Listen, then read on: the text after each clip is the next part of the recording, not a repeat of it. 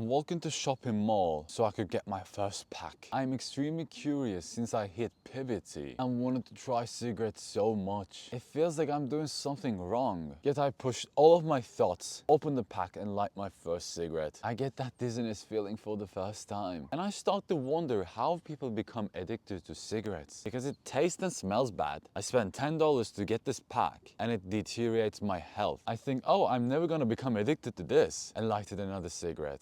This thing infiltrated to every area of my life without making me realize. If I'm happy, I light the cigarette. If I'm watching a show, I light the cigarette. Oh, am I going to sleep? Oh, let me light a cigarette because there will be no nicotine in my blood. And whole of my life fell into pieces. I become a guy who smokes one pack every day in just a week, and I start to carry perfumes, mouthwashes and leaves to cover the smell. My whole friends left me because they don't want to associate with themselves as a smoker. The girl who I'm going to marry in future dumped me as well because she doesn't want to have a husband who smokes all the time. And I'm still here making claims, oh, I'm never gonna get addicted to this. Yet nicotine turned me into a slave. I can't focus without lighting a cigarette. I can't go to sleep without lighting a cigarette. So why I'm still making claims about, oh, I'm never gonna become addicted? All evidence is there. The truth is, tobacco companies want us to throw excuses like this, so we mask the truth by our own words. And this is our not own words, this is theirs. I end up in this situation because the condition I face against. How many times you see your favorite movie character smoking in every occasion? I personally watched Peaky Blinders a lot,